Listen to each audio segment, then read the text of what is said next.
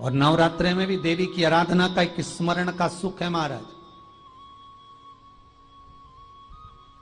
ज्योत का विधान है, नवरात्रे में देवी की ज्योत लगती है, अखंड ज्योति लगती है, जवारे बुआए जाते हैं, कलश लगता है।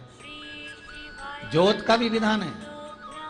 जिसके यहां दिया अखंड जलाया जाता है, अगर वो दिए की लो, दिए की बाती अगर दक्षिण दिशा की होती है तो उसके घर में साल भर में एक घात जरूर होती है।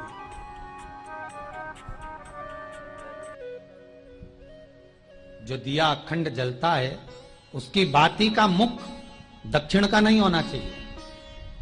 अगर आपने देवी भागवत का स्मरण करा हो, देवी भागवत को अगर सुना हो, तो देवी भागवत में स्पष्ट किया गया कि पूर्व की ओर मुख करा हुआ दिया, अर्थात पूर्व की ओर ज्योत जो जलाई जाती है वो संपदा की वृद्धि करती है।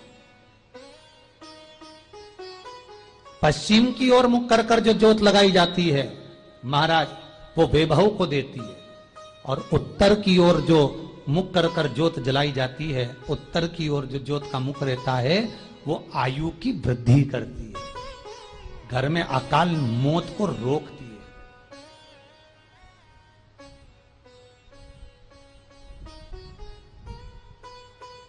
नवरात्रे का जो भाव तत्व है उसको भी अच्छे से समझ लेना। दक्षिण की ओर ज्योत ना लगाएं। अगर आपको लगाना है पूरब की लगाएं, पश्चिम की लगाएं या उत्तर की लगाएं।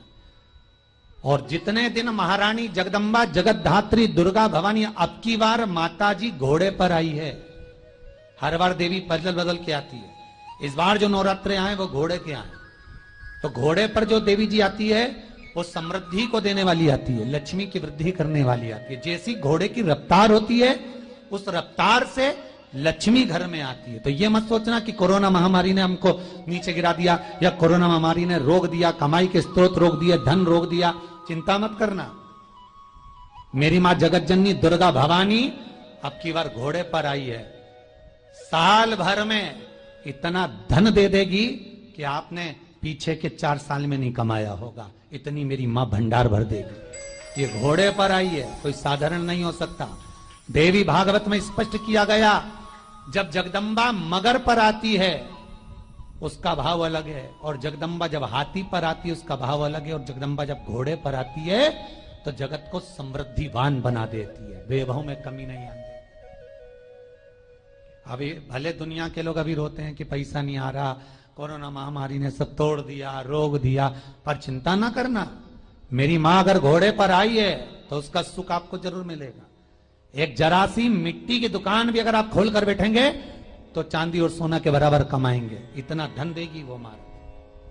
साधारण नहीं है मेरी माता। तात्विक सुख का आनंद देने वाली, लाभ तत्व प्रदान करने।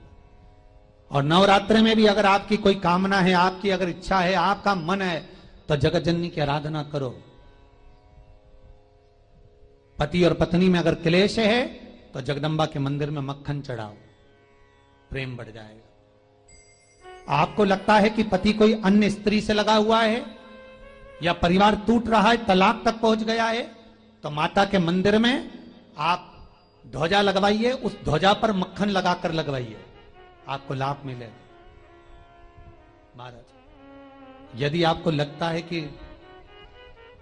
बच्चे बहुत ज्यादा अपशब्द बोल रहे हैं, मुंह चला रहे हैं और प्रेम नहीं रख रहे, तो माता के मंदिर में लाल पुष्प, लाल चंदन और लाल चूड़ी मां को समर्पित करिए, प्रेम बढ़ेगा।